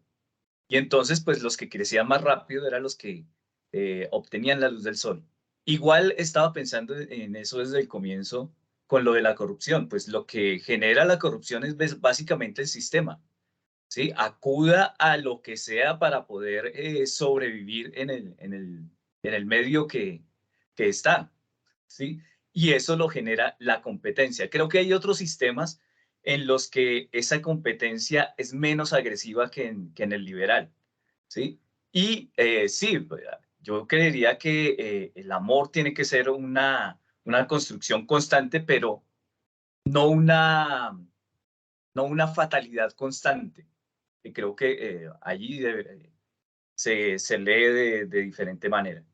No, uno puede ver, me hiciste acordar, hay una escena de una película que no es una película solamente, eso hace parte de una teoría que ganó un Nobel de economía. La famosa película de Nash, el famoso que se ganó el premio Nobel de Economía y que tenía todo un problema que algunos plantean desde la psicopatología como psicótico. La mente brillante. La mente brillante.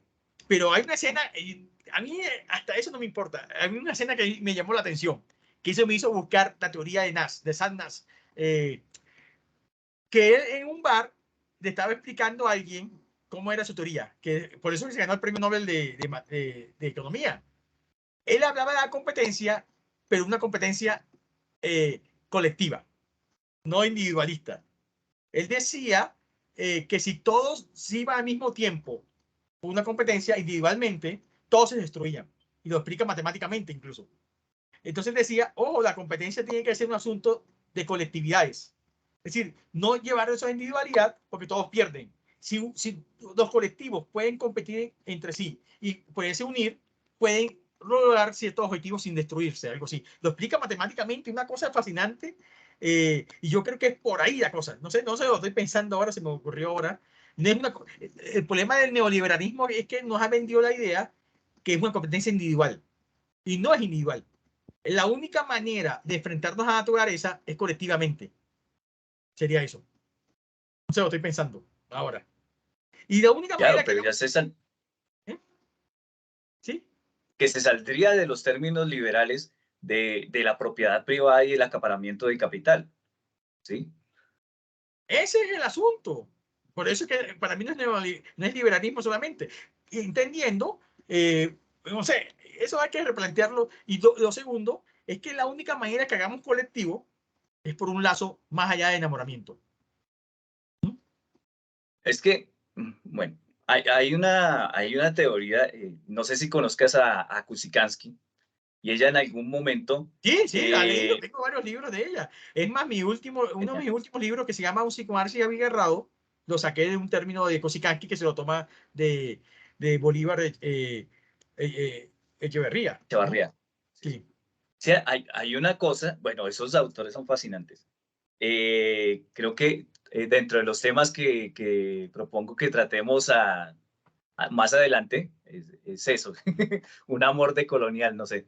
Sí, sí, ella lo plantea incluso. Sí, sí, Sería interesantísimo porque ella plantea, a ella no le gusta mucho el término comunismo, como a Bourdieu, estos ¿no? europeos sí les gusta Como a el término Zizek comunismo. tampoco, sí.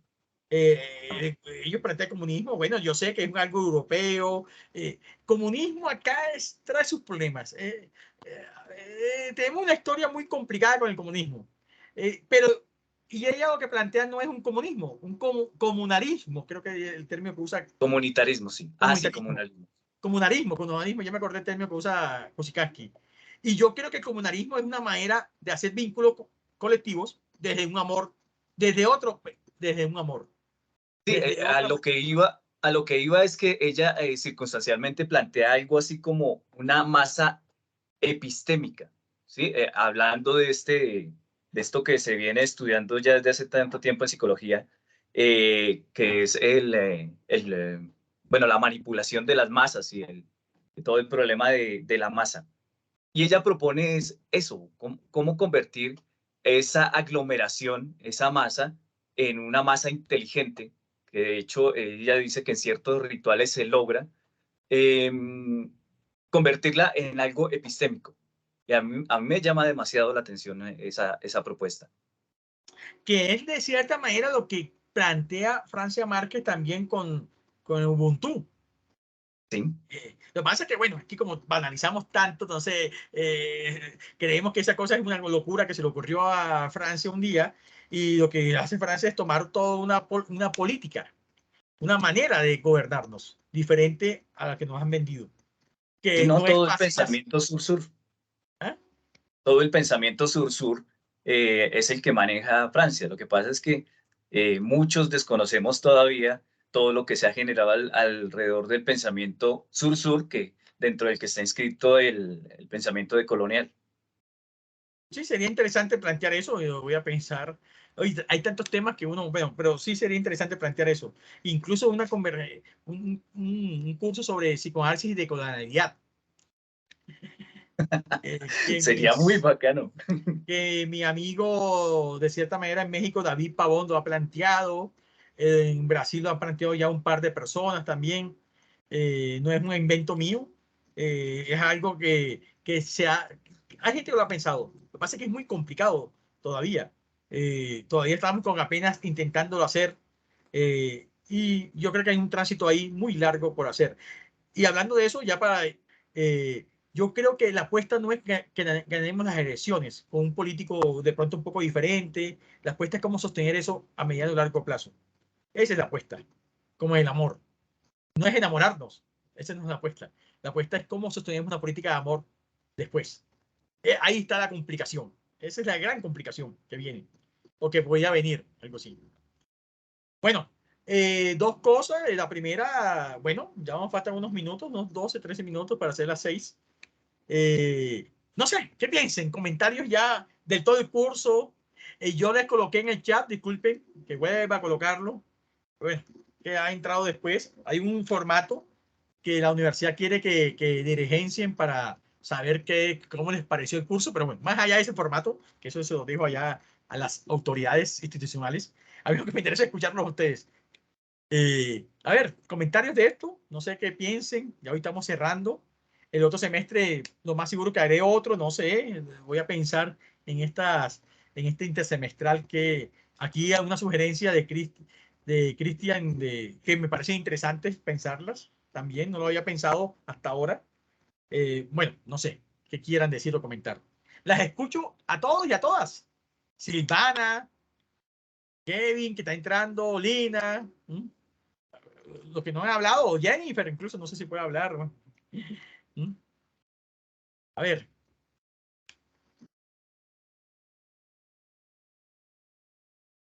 Hola. Bueno, pues yo quiero darte las gracias nuevamente por esta invitación. Esta vez fue un poquito más difícil para mí conectarme 100%. Estoy literal escondiéndome aquí en el trabajo. Ya vamos a terminar, ya unos minutos, ya puedes seguir pero, trabajando. pero me gusta mucho siempre Bueno, voy que... a aclarar, disculpa Jennifer, que aclare, Jennifer está en California. Sí, sí, en San Francisco. En San Francisco, bueno. Hasta cerca de Silicon Valley, saluda ahí. Sí. Y pues ha sido un poquito difícil conectarme, pero siento que cada vez que puedo hacerlo, me gusta mucho unirme a estas clases, siempre me deja algo que pensar, siempre me deja algo que no he contemplado, siempre queda algo ahí y siento que eso es lo que lo ata a uno a estas clases, que nunca hay una respuesta fija, sino es esa obligación de empoderarse uno a pensar. Jennifer, se escucharía mejor lo que vincula esta clase en vez de atar. Pero bueno. ¿Quién más? Gracias, Jennifer, por ese comentario. ¿Quién más? A ver, en estos minutos que faltan ya. No sé, bueno, cualquiera que quiera hablar, entonces. O la que quiera hablar. Bueno, pues, ay, Sí, Ana. bueno, sí. Sí, Ana. Pues a mí me pareció muy interesante, creo que pues se resolvió, pues abordamos este tema que pues creo que fue el de mayor interés, pues sobre el amor. Yo creo que más allá como de querer estudiar el psicoanálisis, quería era realmente entender el amor desde esta perspectiva, y creo que en cada sesión nos estoy dando elementos que hoy podemos reunir pues varias, pues sí, como diferentes comprensiones de lo que pues constituye este amor, y pues también me pareció muy interesante que pues fue muy fácil vincularlo a nuestra realidad política. Yo no sabía cómo iba a funcionar muy bien pensarnos la política del amor, pero pues ahí se fue tejiendo, se fue abordando, y creo que pues que sí da muchas luces para comprender además pues sí, cosas que vemos pues con tanta fuerza en este momento en los medios, desde la política, desde ¿no? Categorías que además se apropian para pues para posicionar agendas políticas, poderlas comprender un poco más críticamente. Entonces pues para mí fue muy valioso, y pues sobre todo porque uno pues tampoco encuentra este tipo de escenarios en Colombia. Es la primera vez que me topo, digamos, con algo así como psicoanálisis y amor. Pues sigo muy interesada pues en la agenda que sigas proponiendo. Uy, no, gracias por ese comentario. Yo no sé, a veces no sé qué hacen mis colegas psicoanalistas, o bueno, o los que hacen práctica psicoanalítica, para no llamarlos psicoanalistas. Sí sería interesante. Yo sí creo que estos espacios, aunque esta vez no todo tan concurrido, no sé si es la hora, hay que replantearse también. Eso es otra cosa que me llevo, la hora, no sé si es inadecuada, si es en la noche. La verdad, no, más bien tengo que hacer un estudio de mercadeo. No, porque yo sé que hay gente que quiere asistir, incluso yo veo los videos que los ven después. Es como si esta hora también imposibilita ciertas cosas. Entonces, eh, bueno, me salió aquí algo, bueno, es que estaba grabándose. Y hay que pensarlo, pero yo sí creo que estos espacios van a seguir con otros títulos, con otros temas, pero estos espacios tienen que seguir así, incluso aquí hacer una propuesta, bueno, no un curso que sea virtual, pero también a veces hacer algo si sea en presencial, también tiene que pasar de vez en cuando la presencialidad. Y encontrarnos con un tema, así sea un día, algo así, incluso hasta podemos grabar y después hacerlo circular en las redes sociales y esas cosas. Gracias, Catarina. ¿Quién más? Creo que también había levantado la mano. ¿Quién? ¿Diego? No me acuerdo quién. No, yo no, pero yo sí Ah, bueno. quiero, pues, quiero continuar proponiendo que nos encontremos en 1 o 2 meses de manera presencial, compartamos alguna bebida o alguna galleta a los que no les gustan las bebidas y tratemos de continuar con este tema. A mí me parece que este es un tema que da para mucho. Yo incluso pensaba que, por ejemplo, nos faltaba abordar amor y pedagogía, tánatos y amor. Bueno, una cantidad de amores y sentires Yo que hice creo que una todavía. charla en México sobre amor y educación. Está en las redes sociales incluso. La colocaron en redes sociales. Creo que tengo el link por ahí. Lo debo tener. Yo lo coloqué en Face hace como un mes y algo. Esto, y pues, por ejemplo, a mí me encanta la construcción de conocimiento. Entonces, me encantaría en que nos encontráramos y compartiéramos ese conocimiento, pues a Allá partir de donde, algunos ¿cómo se llama? folios ¿Cómo y se todo. llama donde tú los títeres? En Hilos Mágicos o en La Eh, Pepa. Ahí se puede uno reunir Claro, en el Teatro Hilos Mágicos se puede reunir. y ahí O en cabe. La Casona. Sí, creo que es un sitio ahí. Sí. Creo que Sí, sería, no sé, estoy proponiendo ese lugar. sí, sí. Sí, sí, esos 2 lugares los podemos allanar cuando querramos. Están invitados todo el tiempo, Puede ser tanto a La ahora en un Casona mes y como a algo. Por Hilos ahí. Mágicos. Puede ser en julio por ahí, ya que estás proponiendo 2 meses. Invitamos, Bien, lo bien, organizamos, Diego. me parece, Bueno, me parece. bueno, Luis, también ya va a ir terminando hoy ya. Ya va a ser Sí, casi profe, así. primero, pues para agradecerle su tiempo, su dedicación a este asunto, quería subrayar que también me recuerda un chiste de Zizek donde él dice que lo interesante de los cuentos no es tanto hasta cuando se casaron y vivieron felices, sino qué pasó después de que estuvieron juntos. Entonces, con respecto a la coyuntura de las elecciones y todo eso, sería muy oportuno ya sobre la marcha y sobre el supuesto desencantamiento que puede haber, seguir viendo lo que va pasando, seguirlo analizando, sería muy oportuno y ojalá con una cerveza con alcohol. ¿Me No, sí, parece sí, bien, sí. profe? No, yo cerveza sin alcohol no tomo. Eso sí es seguro. Yo prefiero tomar agua. A mí, yo cada vez que me ofrecen que café sin cafeína, leche sin lactosa, yo digo, no, ¿saben qué? Denme agua.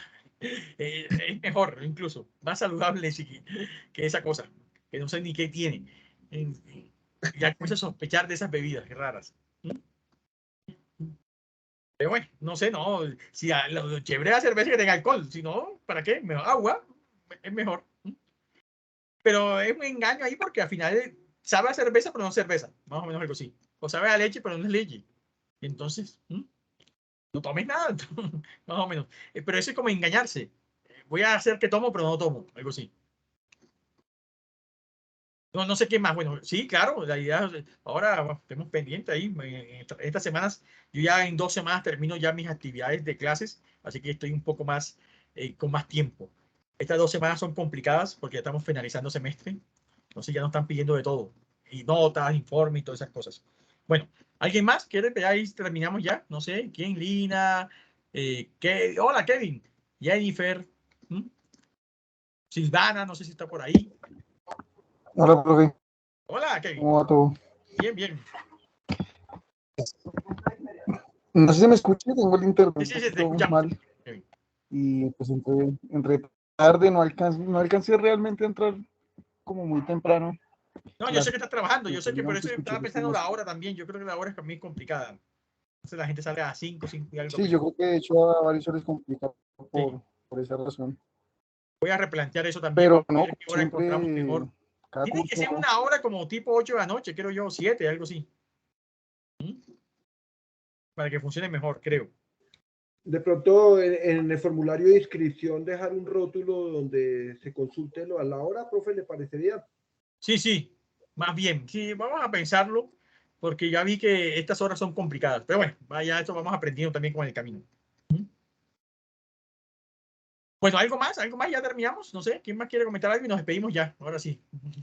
Bueno, yo les voy a hacer llegar unos pequeños certificados a los que han estado asistiendo comúnmente, que son más o menos unos 10, 15 personas que han estado ahí, incluso pendientes, incluso de los videos, que esa es otra cosa.